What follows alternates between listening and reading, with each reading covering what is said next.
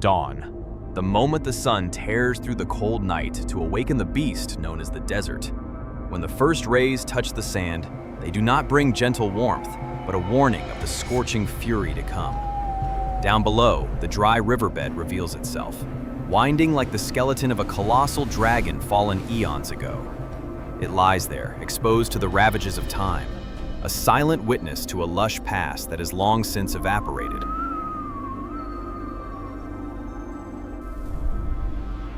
The wind, nature's manic sculptor, has spent millions of years carving these limestone cliffs into jagged, scar-like formations. On the river bottom, where cool currents once flowed, there is only cracked clay. Deep fissures run across the earth like dried-out veins, painting geometric patterns of desperate thirst.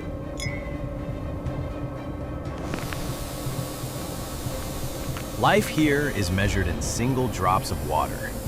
A rare morning dewdrop clings to a withered cactus spine, like a precious jewel. But the desert shows no mercy. In a split second, the heat steals the jewel away, returning the land to eternal dryness. That cliff face hides a secret, a fossilized fish skeleton. Lying there, its empty eye socket staring at the blue sky, dreaming of the vast waters it once knew. Now, waves of water have been replaced by waves of sand. The wind gently fills that hollow socket with golden dust, burying the memory of a lost era.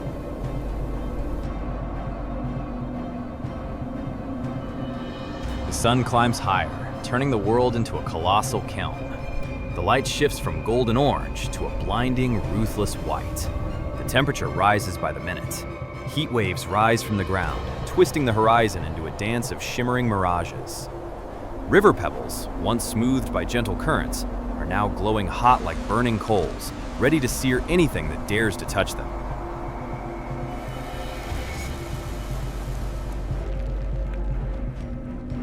On the surface, this is a dead land, absolute silence.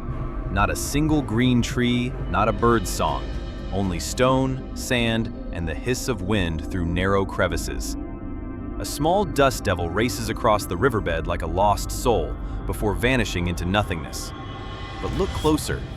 Beneath that large boulder, where a pitch-black shadow holds the line against the blinding sun, lies the thin boundary between life and death.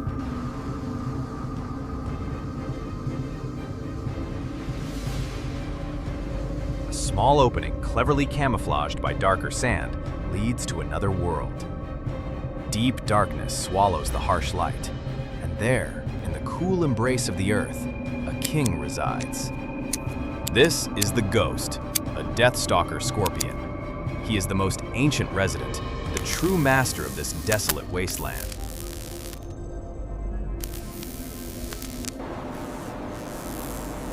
Observe his armor, rugged, textured, mimicking the surface of sand and stone to perfection. His eyes, black as obsidian, reflect the faint glimmer of light remaining. He lies motionless, absolutely still. In this world, movement means burning energy, and burning energy means death. He has turned waiting into an art form.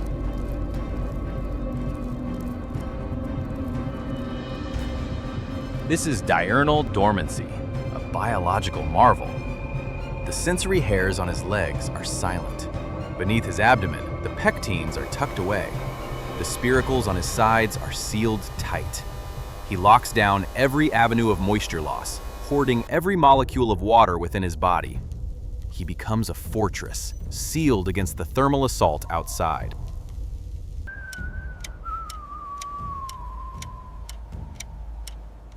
Out there, the race for survival continues. A silver desert ant sprints frantically. It is not running from a predator, it is running from the 70-degree heat of the ground.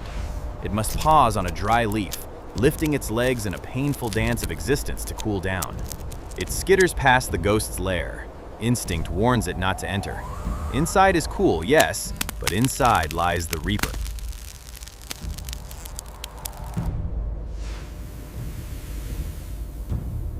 The ghost feels those hurried footsteps through the vibrations in the soil. A leg twitches, but settles. He will not risk the sun. Noon.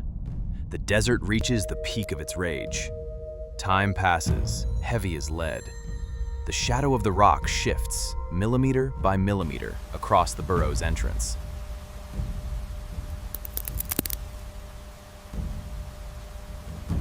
One unlucky traveler has fallen, a darkling beetle, lost and exhausted from dehydration. It flips onto its back, legs flailing weakly at the empty sky. Its hard shell begins to crack under the roasting heat. The sand wind quickly performs its duty as the undertaker, burying the dry husk. Meanwhile, the ghost remains patient. He tends to his ultimate weapon, the stinger, filled with neurotoxic venom. He cleans it, preparing for the performance to come.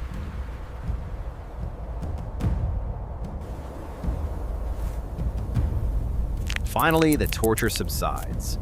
The light shifts to saffron yellow, then a burning red. Shadows lengthen, stretching dark fingers across the riverbed. The temperature begins to drop. The creatures of the night begin to stir.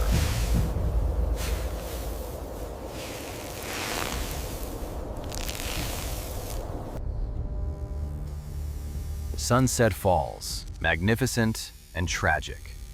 The sand at the burrow's entrance shifts. The ghost's eyes widen, adjusting to pierce the gloom. The voice of the wind changes, from a hot drone to a sharp, cold whistle. The sun vanishes. The sky turns violet, then a deep, abyssal blue. The stars twinkle like thousands of watching eyes. The desert has gone to sleep, but the nightmare for the prey is just beginning.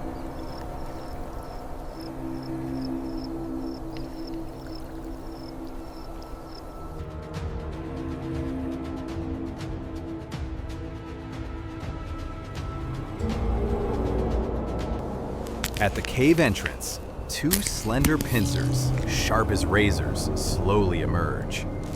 The ghost rises. He crawls fully out of his bunker, standing proud on the cold gravel.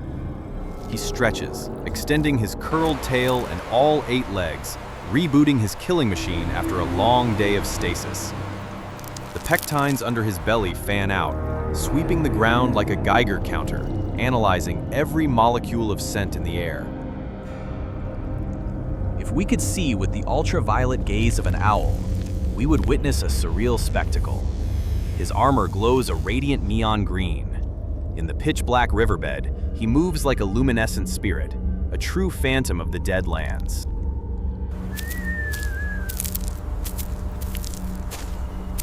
He begins his patrol, the swaggering gait of an apex predator.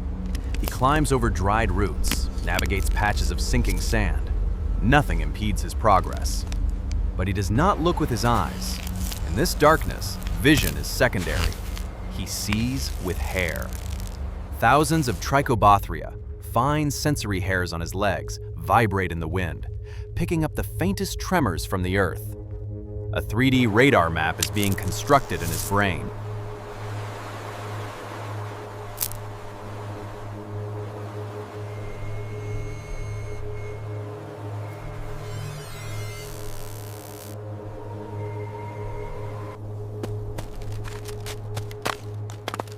He freezes. A signal! A dry leaf tumbles past. No, a false alarm. He lowers his claws. He pushes deeper into the rocky terrain. A moth. A strike, fast as lightning. Missed. The prey flutters upward just in time. The ghost stands baffled for a second, pincers clamping on empty air. Even the most skilled assassins make mistakes. He turns away, patience unbroken. Disappointment does not exist in his vocabulary.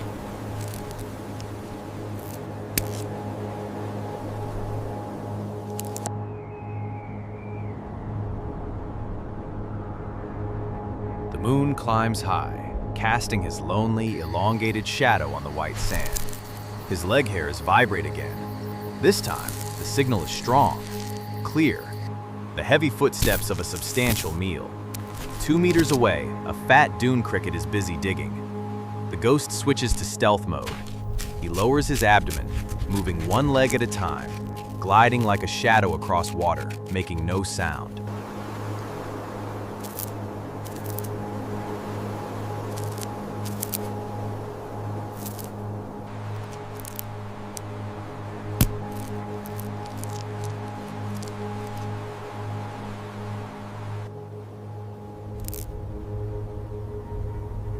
cricket pauses to listen.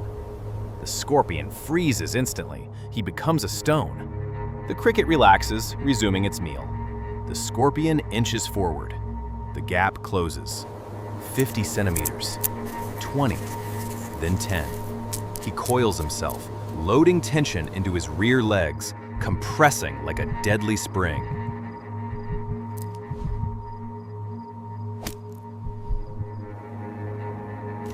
Attack! Sand explodes. A perfect launch. The pincers clamp tight around the cricket's body. The prey thrashes violently, kicking out with powerful legs in a bid for freedom. A life and death wrestling match on the cold sand.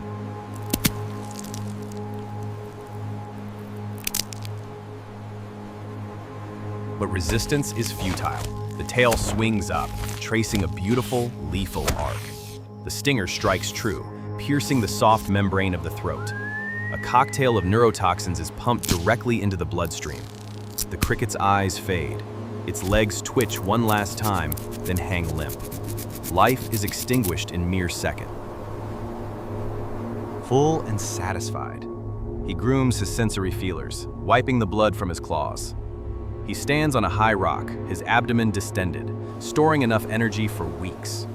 He resumes his patrol. Tonight, he is the king. But a throne in the desert is never secure.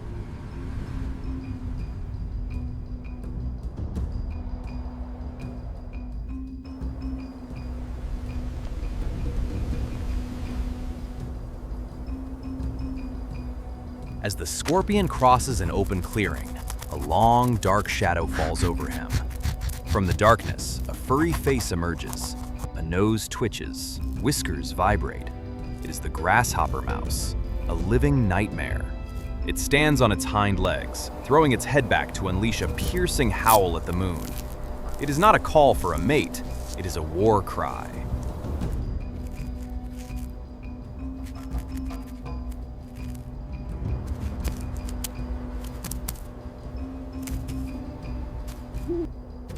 The scorpion pirouettes, keeping his armor facing the threat. The mouse lunges for a nip. The scorpion stings! A miss! The stinger strikes only air, spraying venom uselessly onto the sand. The mouse licks its lips, eyes wild with aggression. It knows the prey is panicking.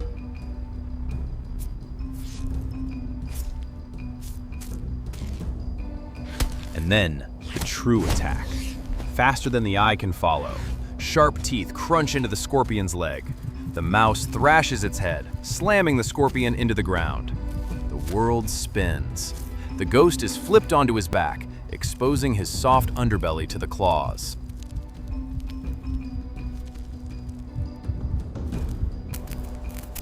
Outside, claws scratch madly at the bone. Inside, the ghost huddles, staring at death mere millimeters away. The earth is too hard, the crack too narrow. The monster growls, marks the bone with urine, and stalks away in frustration.